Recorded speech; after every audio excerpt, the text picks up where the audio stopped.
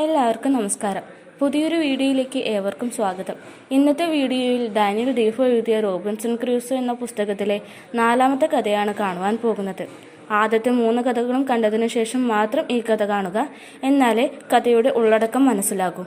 അപ്പോൾ നമുക്ക് കഥയിലേക്ക് കടക്കാം. സുരക്ഷിതമായി ഞാൻ കരയിലെത്തി. ഏതാനും മിനിറ്റുകൾ മുമ്പ് വരെ യാതൊരു രക്ഷയുമില്ലെന്നുറപ്പിച്ചപ്പോൾ അപകടസന്ധിയിൽ നിന്ന് ജീവനെ രക്ഷിച്ച ദൈവത്തിന് നന്ദി പറഞ്ഞു. ഞാൻ ചിന്തയിൽ മുഴുകി കുറച്ചു സമയം കടലോരത്തുകൂടെ നടന്നു. മുങ്ങിമരിച്ച സുഹൃത്തുക്കളെക്കുറിച്ച് ഓർത്തു. ഞാനല്ലാതെ മറ്റാരും രക്ഷപ്പെട്ടിട്ടില്ല. 4 തൊപ്പികളും 2 ഷൂസുകളും ഒഴുകി വന്നതല്ലാതെ അവരുടെ മറ്റൊരടയാളവുമില്ല. തകർന്ന കപ്പലിലേക്ക് ഞാൻ കണ്ണോടിച്ചു. കടലിൽ എത്ര ദൂരെയാണത് കിടക്കുന്നത്?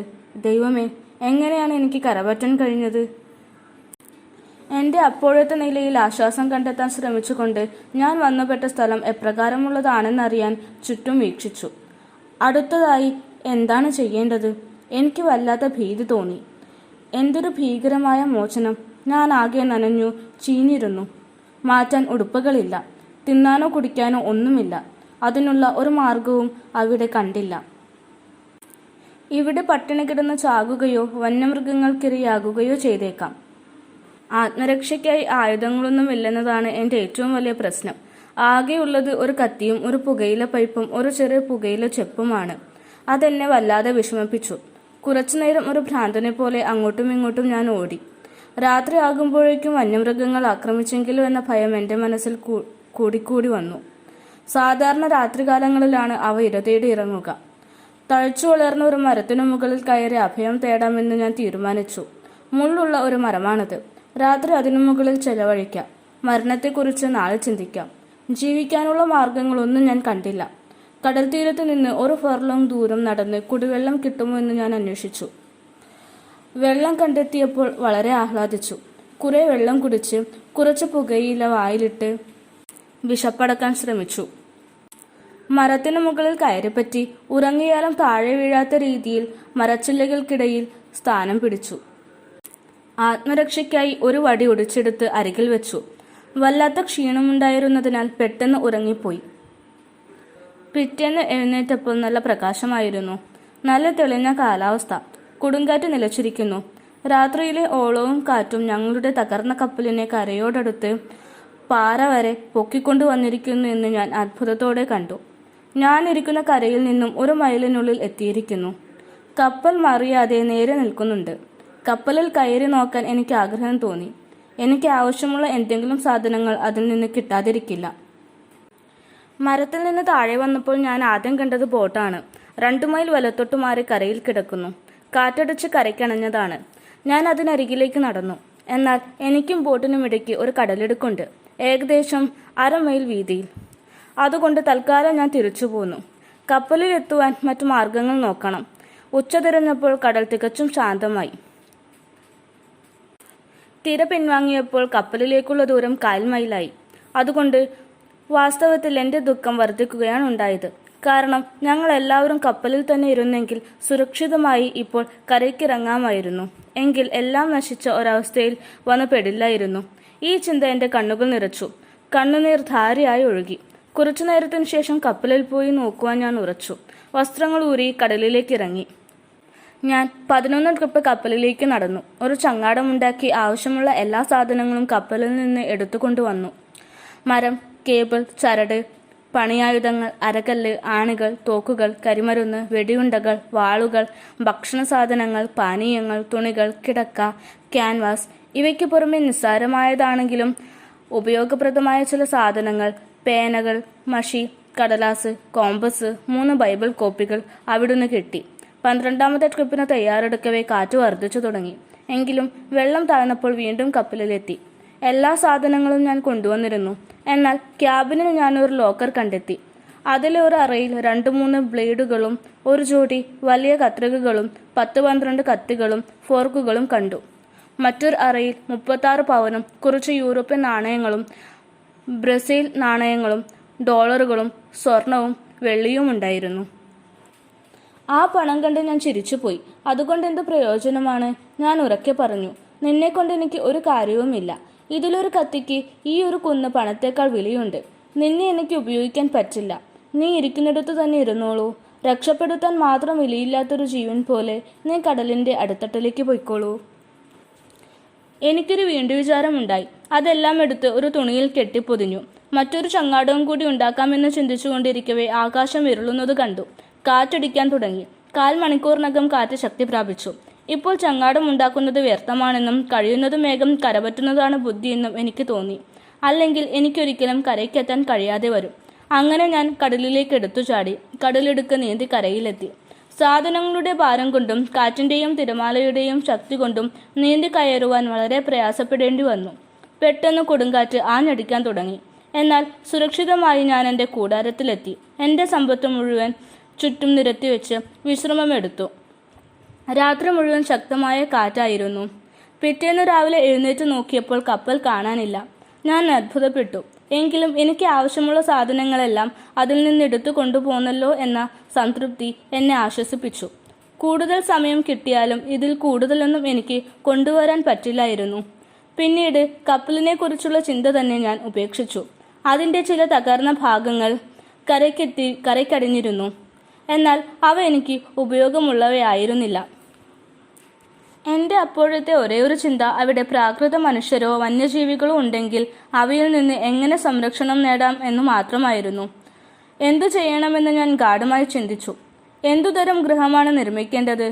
ഭൂമിക്കടിയിൽ ഒരു ഗുഹ ഉണ്ടാക്കണോ, അതോ മീതെ ഒരു കൂടാരം ഉണ്ടാക്കണോ എന്നെല്ലാം ഓർത്തു. വാസ്തവത്തിൽ രണ്ടും ഉണ്ടാക്കുന്നതായിരിക്കും ഉചിതം. എൻ്റെ ഈ ദൃഢനിശ്ചയത്തെക്കുറിച്ച് ചെറുതായി ഒന്ന് വർണ്ണിക്കാം. കടൽ തീരത്ത് വെള്ളം കെട്ടി നിന്നൊരു ഭാഗമായിരുന്നു അത്. ഞാൻ ഇരുന്ന സ്ഥലം സ്ഥിരതാമസത്തിന് യോജിച്ചതായിരുന്നില്ല. അടുത്തൊന്നും കുടിവെള്ളവും കിട്ടാനില്ലായിരുന്നു. അതുകൊണ്ട് കൂടുതൽ ആരോഗ്യകരവും സൗകര്യപ്രദവുമായ സ്ഥലത്തേക്ക് മാറാൻ തീരുമാനിച്ചു. എങ്ങനെയുള്ള സ്ഥലമാണ് വേണ്ടതെന്ന് ഞാൻ ചിന്തിച്ചു നോക്കി.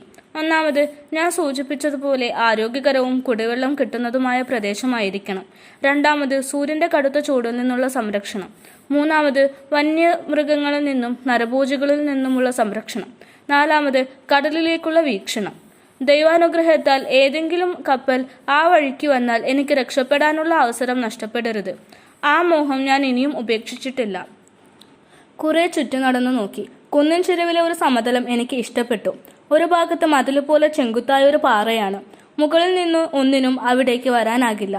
ഈ പാറയുടെ മറുഭാഗത്തൊരു ഗുഹാമുഖമാണ്. എന്നാൽ ഉള്ളിലേക്ക് ഗുഹ പോകുന്നില്ല. ഈ ഗുഹാമുഖത്തിനു മുന്നിലുള്ള സമതലത്തിൽ കുടിൽ കെട്ടാൻ തീരുമാനിച്ചു. ഈ സമതലത്തിന് 100 വാര വീതിയും 200 വാര നീളവും ഉണ്ടാകും. ഒരു പച്ച പരവതാനി പോലെ കിടക്കുന്നു. അതിൻ്റെ ഒരറ്റം കടൽ തീരത്തിലേക്ക് കുണ്ടും കുഴിയുമായി താഴ്ന്നു പോകുന്നു. കുന്നിൻ്റെ വടക്കു പടിഞ്ഞാറ് ഭാഗത്താണത്.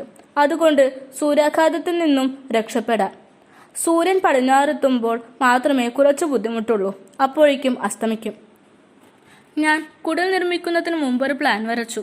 ഗുഹാമുഖത്തിനു മുന്നിൽ 10 വാരയുള്ള ഒരു അർദ്ധവൃത്താകൃതി സൃഷ്ടിച്ചു. 20 അടി നീളും. ഇതിന്റെ പരിധിയിൽ ഉറപ്പുള്ള 2 വരി കുറ്റികൾ അടിച്ചു താഴ്ത്തി. 5.5 അടിയോളം പൊക്കത്തിൽ കൂർത്ത മുനയുള്ള ഈ കുറ്റികൾ സുരക്ഷയ്ക്കായുള്ള കമ്പിവേലിയുടെ ഫലം ചെയ്യും. വന്യമൃഗങ്ങൾക്കോ പ്രാകൃത മനുഷ്യർക്കോ ഇത് ചാടിക്കടക്കാനാവില്ല. പിന്നെ കപ്പലിൽ നിന്ന് കൊണ്ടുവന്ന കേബിൾ കഷ്ണങ്ങൾ കുറ്റികളിൽ ചുറ്റിക്കെട്ടി ശക്തമായ ഒരു വേലിക്കെട്ട് ഭദ്രമാക്കി. ഇനി ഒറ്റ ജീവിക്കും അതിനു മീതെ ചാടിക്കടക്കാനാവില്ല. ഇതിനെനിക്ക് ഒരുപാട് സമയവും അധ്വാനവും ചെലവഴിക്കേണ്ടി വന്നു. പ്രത്യേകിച്ച് മരക്കുറ്റികൾ ഉണ്ടാക്കാനും ചുമന്നു കൊണ്ടുവരാനും ഭൂമിയിൽ അടിച്ചുറപ്പിക്കാനും മറ്റും. കുടിലിലേക്കുള്ള പ്രവേശനം വാതിലിലൂടെയല്ല, ഒരു ചെറിയ കോണിയിലൂടെ ആയിരുന്നു. ഞാൻ ഉള്ളിൽ കയറി കഴിഞ്ഞാൽ ഈ കോണി പൊക്കിയെടുക്കും. അങ്ങനെ ഒരു കോട്ടയ്ക്കുള്ളിലേതുപോലെ ഞാൻ സുരക്ഷിതനായി പുറം ലോകത്തു നിന്ന് വേർപെട്ട് സ്വസ്ഥതയോടെ ഉറങ്ങി. അല്ലെങ്കിൽ എനിക്കിതിനാവില്ലായിരുന്നു.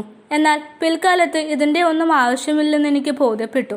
ഇവിടെ ശത്രുക്കളൊന്നും ഇല്ലായിരുന്നു. വളരെ കഷ്ടപ്പെട്ട് എൻ്റെ സാധനങ്ങളെല്ലാം ഞാൻ ഈ കോട്ടയ്ക്കുള്ളിൽ കൊണ്ടുവന്ന് അടുക്കി വെച്ചു. ഭക്ഷണ സാധനങ്ങൾ, കരിമരുന്ന്, ആയുധങ്ങൾ തുടങ്ങിയവയല്ല. അവിടെ നല്ല മഴയുണ്ടാകുമെന്നതിനാൽ ഞാൻ സാധനങ്ങൾ സുരക്ഷിതമായി വയ്ക്കാനായി മറ്റൊരു കുടിൽ കൂടി നിർമ്മിച്ചു. ഒരു ചെറുതും ഒരു വലുതും.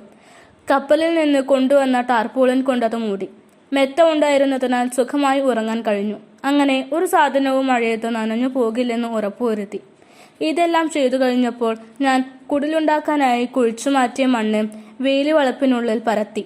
ആ ഭാഗം ഒരു ടെറസ് പോലെ 1.5 അടി ഉയർത്തിയെടുത്തു. അങ്ങനെ കുടലിനു പിന്നിലുള്ള ഗുഹാമുഖം ഒരു കലവറയാക്കി മാറ്റി. ഇതെല്ലാം ഭംഗിയായി നിർവഹിക്കാൻ അനേക നാളത്തെ അധ്വാനം വേണ്ടി വന്നു. ദിവസേന ചുരുങ്ങിയത് ഒരു പ്രാവശ്യമെങ്കിലും ഞാൻ തോക്കുമെടുത്ത് കറങ്ങാൻ പോകുമായിരുന്നു. ആ ദ്വീപിൽ വളരുന്ന ചെടികൾ നോക്കി മനസ്സിലാക്കുകയും ആഹാരത്തിനായി എന്തെങ്കിലും മൃഗങ്ങളെ കിട്ടുമോ എന്ന് അന്വേഷിക്കുമായിരുന്നു. ആദ്യം പോയപ്പോൾ തന്നെ ആ ദ്വീപുകളിൽ കോലാടുകളുണ്ടെന്ന് എനിക്ക് മനസ്സിലായി. എനിക്കത് വലിയ സംതൃപ്തി നൽകി. അവ പാറക്കുന്നിൻ മുകളിലായിരുന്നെങ്കിലും എന്നെ കണ്ട് ഭയന്നു ഓടിപ്പോകുമെന്ന് ഞാൻ കരുതി. എന്നാൽ താഴ്വരയിൽ മേഞ്ഞു നടക്കുന്ന ആടുകൾ എന്നെ ശ്രദ്ധിക്കുക പോലും ചെയ്തില്ല. അവയുടെ ദൃഷ്ടി താഴേക്കായതിനാലായിരിക്കും മുകളിൽ നിൽക്കുന്ന എന്നെ കാണാതിരുന്നത്. അതുകൊണ്ട് പിന്നീട് ഈ തന്ത്രം അവയെ പിടികൂടുവാൻ പ്രയോഗിച്ചു. നേരത്തെ തന്നെ ഞാൻ കുന്നിൻ മുകളിൽ കയറിക്കൂടും. എന്റെ നില വളരെ ദുഃഖകരമാണെന്ന് ഞാൻ മനസ്സിലാക്കി. കപ്പലിന്റെ സാധാരണ മാർഗം വിട്ട് അനേകം മൈലുകൾക്കപ്പുറത്ത് ശക്തമായ കൊടുങ്കാറ്റ് ഉണ്ടായതുമൂലമാണല്ലോ ഞാൻ ഇവിടെ വന്നുവിട്ടത്. ഈ വിജനമായ സ്ഥലത്ത് ഒറ്റയ്ക്ക് എന്റെ ജീവിതം അവസാനിക്കണമെന്നായിരിക്കാം ദൈവേച്ഛ. ഈ ഭീകരമായ ദ്വീപിൽ ഞാൻ കാലുകുത്തിയത് സെപ്റ്റംബർ 30-നായിരുന്നു. ഇവിടെ വന്ന് 10-12 ദിവസമായപ്പോൾ എനിക്ക് തോന്നി ദിവസങ്ങളുടെ കണക്ക് ഞാൻ മറന്നുപോകുമെന്ന്. സാപത്ത് ദിനങ്ങളും പ്രവൃത്തി ദിനങ്ങളും ഓർക്കാനാകില്ല. അത് ഒഴിവാക്കാനായി ഞാൻ വലിയൊരു തൂണിൽ വലിയ അക്ഷരത്തിൽ ഒരു കുറിച്ചടയാളത്തിനെതിരെ രേഖപ്പെടുത്തി. 1659 സെപ്റ്റംബർ 30-ന് ഞാനീ കരയ്ക്കണഞ്ഞു. ഈ ചതുരത്തിലുള്ള തൂണിൽ കത്തുകൊണ്ട് ഓരോ ദിവസവും അടയാളപ്പെടുത്തി. ഓരോ 7-ാം ദിവസവും ദീർഘിച്ച അടയാളമായിരിക്കും, അതുപോലെ മാസം തുടങ്ങുന്ന ദിവസവും. അങ്ങനെ ഞാൻ എൻ്റേതായ ഒരു രീതിയിൽ ഒരു കലണ്ടർ സൃഷ്ടിച്ചു. ഇതിന്റെ സഹായത്തോടെ ദിവസങ്ങളും മാസങ്ങളും വർഷങ്ങളും എനിക്ക് കണക്കാക്കാൻ കഴിഞ്ഞു. തകർന്ന കപ്പലിൽ നിന്ന് എനിക്ക് ധാരാളം ഉപകരണങ്ങൾ നേടാനായെങ്കിലും അവിടേക്ക് ആവശ്യമുള്ള പല പണിയായുധങ്ങളും ഇല്ലായിരുന്നു. അതുകൊണ്ട് ഓരോ പണിയും വലിയ കഷ്ടപ്പാടോടെയാണ് ഞാൻ ചെയ്തിരുന്നത്. വീട് ഒരുവിധം സജ്ജീകരിക്കുവാൻ 1 കൊല്ലമെടുത്തു. മരം വെട്ടുമുറിച്ച് വീഴ്ത്താൻ തന്നെ കുറേ ദിവസങ്ങൾ വേണ്ടി വന്നു. കഷണങ്ങളാക്കാനും അവ വീട്ടിലേക്ക് കൊണ്ടുവരാനും കുഴികുത്തി നാട്ടുവാനുമെല്ലാം വളരെ ദിവസങ്ങളെടുത്തു. കപ്പലിൽ നിന്ന് കിട്ടിയിരുന്ന എളാങ്ക് ഉപയോഗിച്ച് കഷ്ടപ്പെട്ട് പൊക്കി തള്ളി ഉരുട്ടിയാണ് മരത്തടികൾ കൊണ്ടുവന്നത്. എന്നാൽ ഇഷ്ടം പോലെ സമയം എനിക്കുണ്ടല്ലോ, മറ്റെന്തു ചെയ്യാനാണ്?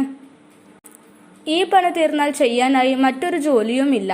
മറ്റൊരു ജോലി ആഹാരത്തിനുള്ള ഇര തേടി അലയലാണ്. ദിവസേന അത് ചെയ്തു പോന്നു. എന്റെ പരിതാപകരമായ നിലയെക്കുറിച്ചും വന്നുവിട്ട പരിതസ്ഥിതിയെക്കുറിച്ചും ഞാൻ ഗൗരവത്തോടെ ചിന്തിക്കാൻ തുടങ്ങി. ഞാൻ ഡയറിക്കുറിപ്പുകൾ എഴുതാൻ ആരംഭിച്ചു. എന്റെ പിൻഗാമികൾക്ക് നൽകാൻ വേണ്ടിയല്ല, എനിക്ക് നൽകാനായി മറ്റു അവകാശികളുമില്ല. എന്റെ ദൈനംദിന ചിന്തകൾ അവരിലേക്ക് പകർന്നു കൊടുക്കാനായി. നിരാശ നിറഞ്ഞ എന്റെ മനസ്സിൽ യുക്തിസഹജമായ വാഗ്വാദങ്ങൾ ഉയർന്നു വന്നു. ഞാൻ കഴിയുന്നത്ര സ്വയം ആശ്വസിപ്പിക്കാൻ ശ്രമിച്ചു. നന്മയും തിന്മയും തുലനം ചെയ്തു നോക്കി. ദോഷത്തിൽ നിന്നും സ്വയം വേർപെട്ടു നിൽക്കാൻ ശ്രമിച്ചു. ഞാൻ അവ പരസ്പര വാഗ്വാദം പോലെ നിഷ്പക്ഷമായ രീതിയിൽ നിരത്തിവെച്ചു. അനുഭവിക്കുന്ന ദുരിതങ്ങൾക്കെതിരെ ആസ്വദിക്കുന്ന സുഖങ്ങൾ താഴെ കാണും പ്രകാരം ഞാൻ വിശകലനം ചെയ്തു. രക്ഷപ്പെടാനാവാത്ത രീതിയിൽ വിജനമായ ഒരു ദ്വീപിൽ വന്നുപെട്ടെങ്കിലും കപ്പലിലെ സഹപ്രവർത്തകരെ പോലെ ഞാൻ മുങ്ങിച്ചത്തില്ല. ദയനീയമായ നിലയിൽ പുറലോകവുമായി ബന്ധം വിച്ഛേദിക്കപ്പെട്ടു. എന്നാൽ എന്റെ ജീവൻ മാത്രം രക്ഷപ്പെട്ടു. അത്ഭുതകരമായ വിധത്തിൽ ജീവൻ രക്ഷിച്ച ഈശ്വരന് എന്നെ ഈ നിലയിൽ നിന്ന് രക്ഷിക്കാനുമാകും. എന്നെ മനുഷ്യവർഗത്തിൽ നിന്ന് ഒറ്റപ്പെടുത്തിയെങ്കിലും ആഹാരത്തിന് മാർഗമില്ലാത്ത ഒരു വരണ്ട ഭൂമിയിൽ കൊണ്ടുവന്ന് പട്ടിണി കിട്ടില്ലല്ലോ. എനിക്ക് ധരിക്കാനായി വസ്ത്രങ്ങളില്ല. എന്നാൽ ഞാൻ വന്നുപെട്ടത് ചൂട് കാലാവസ്ഥയുള്ള പ്രദേശത്താണ്. വസ്ത്രങ്ങൾ ഉണ്ടായാലും അവ ധരിക്കാനാകില്ലായിരുന്നു. വന്യമൃഗങ്ങളുടെയോ മനുഷ്യരുടെയോ ആക്രമണം ചെറുക്കാനായി എനിക്ക് മാർഗങ്ങളില്ല. എന്നാൽ ആഫ്രിക്കൻ തീരത്തെന്ന പോലെ എന്നെ ആക്രമിക്കാൻ ക്രൂരരായ മൃഗങ്ങളെ ഞാൻ ഇവിടെ കാണുന്നില്ല. ആഫ്രിക്കൻ തീരത്ത് കപ്പൽ തകർന്നിരുന്നെങ്കിൽ എന്റെ സ്ഥിതി എന്താകുമായിരുന്നു? എനിക്ക് സംസാരിക്കാനോ ആശ്വാസം പകരാനോ ഒറ്റ മനുഷ്യാത്മാവുമില്ല. എന്നാൽ ദൈവം കപ്പൽ കരയോടടുപ്പിച്ചു തന്നു. എനിക്ക് ആവശ്യമുള്ള എല്ലാ സാധനങ്ങളും ജീവാവസാനം വരെ ഉപയോഗിക്കാനായി എത്തിച്ചു തന്നു. ഈ വിശകലനം എന്റെ മനസ്സിന് ചെറിയൊരു ആശ്വാസം നൽകി. ഏതെങ്കിലും കപ്പൽ അതിൽ പോകുന്നുണ്ടോ എന്ന് ഞാൻ നോക്കിക്കൊണ്ടിരിക്കും. അങ്ങനെ മനസമാധാനം കണ്ടെത്തി ജീവിക്കാൻ തുടങ്ങി. എന്റെ വാസസ്ഥലത്തെക്കുറിച്ച് വർണ്ണിച്ചിരുന്നല്ലോ. പാറയുടെ താഴെ ഒരു വശത്തായി ഒരു കൂടാരം. നല്ല ശക്തമായി കുറ്റിയടിച്ച് വയറുപയോഗിച്ച് കെട്ടിയ വേലി അതിനു ചുറ്റും നിർമ്മിച്ചു. അതിന്റെ അടിഭാഗം 2 അടി പൊക്കത്തിൽ കെട്ടിയ മതിലാണ്. 1.5 വർഷത്തിനു ശേഷം ഈ മതിലിൽ നിന്ന് കഴുക്കോലുകളിട്ട് പാറയുമായി ബന്ധിപ്പിച്ചു. അതിനു മീതെ മരച്ചില്ലകളും ഇലകളും വിരിച്ച് മഴ കൊള്ളാത്ത രീതിയിൽ ഒരു മേൽക്കൂര പണിതു. കാരണം ചില മാസങ്ങളിൽ അവിടെ ഭയങ്കര മഴയാണ്. അങ്ങനെ ഈ കുടിലിലും പിന്നെ ഗുഹയിലും എല്ലാ സാധനങ്ങളും സുരക്ഷിതമായി വെച്ചു. ആദ്യം അതെല്ലാം വലിച്ചുവാരി ഇട്ടിരിക്കുകയായിരുന്നു. എൻ്റെ സ്ഥലമെല്ലാം ഈ സാധനങ്ങൾ കൊണ്ട് നിറഞ്ഞു. എനിക്ക് നിന്നു തിരിയാൻ പോലും സ്ഥലമില്ലാതായി. അപ്പോൾ മണ്ണ് കുഴിച്ച് ഗുഹ വലുതാക്കി എടുക്കുവാൻ ഞാൻ തീരുമാനിച്ചു. നിലം അത്ര കടുത്തതായിരുന്നില്ല, ഇളകിയ മണ്ണുള്ള പാറയാണ്. പെട്ടെന്നത് കിളച്ചു മറിക്കാൻ കഴിഞ്ഞു. അങ്ങനെ ആ ഗുഹ വികസിപ്പിച്ചെടുത്ത് ഒരു വാതിലും കൂടി വച്ചപ്പോൾ ഒന്നാന്തരം സുരക്ഷിത സങ്കേതമായി അത് മാറി. ശരിക്കും ഒരു കോട്ട തന്നെ. സാമാനങ്ങൾ സൂക്ഷിക്കാനും സുഗമമായി ഉള്ളിൽ നടക്കാനും ഇരിക്കാനും എല്ലാം സൗകര്യമുള്ളൊരു വാസസ്ഥലം. അത്യാവശ്യമുള്ള ചില സാധനങ്ങൾ ഉണ്ടാക്കണമെന്ന് ഞാൻ വിചാരിച്ചു. പ്രത്യേകിച്ച് ഒരു മേശയും കസേരയും. അതില്ലെങ്കിൽ ഒരു സുഖവുമില്ല. എഴുതാനോ ഭക്ഷണം കഴിക്കാനോ മറ്റെന്തെങ്കിലും പണി ചെയ്യാനോ മേശ ആവശ്യമാണ്. അങ്ങനെ ഞാൻ അതിൻ്റെ പ്രവർത്തനത്തിൽ മുഴുകി. ഇതിനു മുമ്പ് ഒരിക്കലും ഒരു പണിയായുധം കയ്യിലെടുക്കാത്ത ആളാണ് ഞാൻ. എങ്കിലും ആവശ്യം വന്നപ്പോൾ എന്ത് പണിയും ചെയ്യുവാൻ എനിക്കൊരു സങ്കോചവും തോന്നിയില്ല. ഉപകരണങ്ങളുണ്ടെങ്കിൽ എന്ത് മരാമത്തും ചെയ്യാൻ ഞാൻ സന്നദ്ധനായിരുന്നു. എങ്കിലും പറ്റിയ പണിയായുധങ്ങൾ ഇല്ലാതെ തന്നെ കോടാലിയും മഴവും മാത്രം ഉപയോഗിച്ച് അനേകം സാധനങ്ങൾ ഉണ്ടാക്കി. ഒരുപക്ഷെ മുമ്പൊരിക്കലും ഇത്രയധികം പ്രയത്നിച്ചുകൊണ്ട് ഇപ്രകാരം ആരും ചെയ്തു കാണില്ല. ഉദാഹരണത്തിന്, എനിക്കൊരു പലക വേണമെങ്കിൽ ആദ്യം മരം മുറിക്കണം. പിന്നെ അത് പൊളിച്ചെടുത്ത് ഒരു മരപ്പലകയുടെ കനം വരുന്നതുവരെ മഴ കൊണ്ട് ഇരുവശവും ചെത്തി നിരപ്പാക്കണം. പിന്നീട് കൊച്ചു കോടാലി കൊണ്ട് ചെത്തി മിനുസപ്പെടുത്തണം. ഈ രീതിയിൽ ഒരു മരത്തിൽ നിന്ന് ഒരു പലകയെ എനിക്ക് നിർമ്മിക്കാനാകുമായിരുന്നുള്ളൂ. മറ്റു മാർഗമൊന്നുമില്ലായിരുന്നു. ക്ഷമയോടെ അധ്വാനിക്കുക തന്നെ. ധാരാളം സമയമെടുക്കുകയും ചെയ്യും. എന്നാൽ എൻ്റെ സമയത്തിനും അധ്വാനത്തിനും എന്ത് വിലയാണുള്ളത്? അതുകൊണ്ട് ഒരു വിധത്തിലല്ലെങ്കിൽ മറ്റൊരു വിധത്തിൽ അത് ചെലവഴിക്കുന്നു. എന്തായാലും ഒരു മേശയും കസേരയും ഞാൻ ഉണ്ടാക്കി. കപ്പലിൽ നിന്ന് ചങ്ങാടത്തിൽ കടത്തിക്കൊണ്ടുവന്ന ബോർഡിൻ്റെ കഷ്ണങ്ങൾ ഉപയോഗിച്ചാണ് അവ ഉണ്ടാക്കിയത്. എന്നാൽ ഞാൻ മരം മുറിച്ച് പാകപ്പെടുത്തിയ ചില പലകകൾ കൊണ്ട് 1.5 അടി വീതിയുള്ള ഷെൽഫുകൾ ഒന്നിനു മീതെ ഒന്നായി ഗുഹയുടെ ഒരു ഭാഗം മുഴുവൻ ഉണ്ടാക്കി. അവയിൽ പണിയായുധങ്ങൾ, സ്റ്റീൽ പ്ലേറ്റുകൾ മുതലായവ തരംതിരിച്ച് നിരത്തിവെച്ചു. അങ്ങനെ എനിക്ക് ആവശ്യമുള്ള സാധനങ്ങൾ എളുപ്പത്തിൽ എടുക്കാനാകും. പാറ കൊണ്ടുള്ള ചുമരിൽ മരക്കഷ്ണങ്ങൾ ഉറപ്പിച്ച് തോക്കുകളും അതുപോലുള്ള മറ്റു സാധനങ്ങളും ഞാത്തിയിട്ടു. അങ്ങനെ ഓരോ ദിവസം ചെയ്ത പണികളും നടന്ന സംഭവങ്ങളും എഴുതി വയ്ക്കാൻ ഞാൻ തീരുമാനിച്ചു. തുടക്കത്തിൽ ഞാൻ വളരെ തിരക്കിലാണെല്ലാം ചെയ്തത്. ജോലിയിൽ മാത്രമല്ല, മാനസികമായും അസ്വസ്ഥനായിരുന്നു. അതുകൊണ്ട് എൻ്റെ ഡയറിക്കുറിപ്പുകൾ വിരസമായ കാര്യങ്ങൾ കൊണ്ട് നിറഞ്ഞിരിക്കും. ഉദാഹരണത്തിന്, സെപ്റ്റംബർ 30-ാം തീയതി ഞാൻ മരണത്തിൽ നിന്ന് രക്ഷപ്പെട്ട് കരയ്ക്കണഞ്ഞ ശേഷം രക്ഷകനായ ദൈവത്തോട് നന്ദി പോലും പറയാതെ വയറ്റിൽ നിറഞ്ഞ ഉപ്പുവെള്ളം ഛർദ്ദിച്ച് കുറച്ച് സുഖം തോന്നിയപ്പോൾ കരയിലേക്ക് ഓടി. കൈകുടഞ്ഞ് തലയിലും മുഖത്തും അടിച്ച് എൻ്റെ ദുരിതത്തെക്കുറിച്ചോർത്ത് ഉറക്കെ വിലപിച്ച് നിലത്ത് തളർന്നു വീണു. എന്നാൽ വന്യമൃഗങ്ങൾ പിടിച്ചു വിഴുങ്ങിയെങ്കിലോ എന്ന് പേടിച്ച് ഉറങ്ങിയില്ല. കുറച്ചു ദിവസത്തിനു ശേഷം കപ്പലിൽ പോയി കിട്ടാവുന്നത്ര സാധനങ്ങൾ കൊണ്ടുവന്ന് ശേഖരിച്ചു. കുന്നിൻ മുകളിൽ ചെന്ന് ഞാൻ എന്നും ഏതെങ്കിലും കപ്പൽ വരുന്നുണ്ടോ എന്ന് കടലിലേക്ക് ഉറ്റുനോക്കിക്കൊണ്ടിരിക്കും. എനിക്ക് ഇനിയും ആശ നഷ്ടപ്പെട്ടിരുന്നില്ല. കണ്ണു കാണാതാകുന്നതുവരെ ഈ നോട്ടം നീണ്ടു നിൽക്കും. പിന്നെ കുട്ടികളെ പോലെ ഇരുന്ന് കരയും. അതെന്റെ ദുരിതം വർദ്ധിപ്പിച്ചു. എന്നാൽ ഒരു പരിധിവരെ ഇതിൽ നിന്നും വിമുക്തനായപ്പോൾ എൻ്റെ വാസസ്ഥലവും കലവറയും നന്നായി സജ്ജീകരിക്കപ്പെട്ടപ്പോൾ ഒരു മേശയും കസേരയും നിർമ്മിക്കപ്പെട്ടപ്പോൾ ഞാൻ സമാധാനത്തോടെ ഡയറിക്കുറിപ്പുകൾ എഴുതാൻ ആരംഭിച്ചു. അതിൻ്റെ ഒരു പകർപ്പ് ഇവിടെ നിങ്ങൾക്കായി സമർപ്പിക്കുന്നു. ഈ വിശേഷങ്ങളെല്ലാം അതിൽ ആവർത്തിക്കപ്പെട്ടിട്ടുണ്ട്. മഷി തീരുന്നതുവരെ ഞാൻ ഡയറി എഴുത്തു തുടർന്നു. മഷി തീർന്നതോടെ അത് നിർത്തുവാൻ നിർബന്ധിതനായി. ഈ കഥ ഇവിടെ അവസാനിക്കുന്നു. അടുത്ത കഥയുമായി അടുത്ത വീഡിയോയിൽ കാണാം. അതുവരേക്കും ബൈ.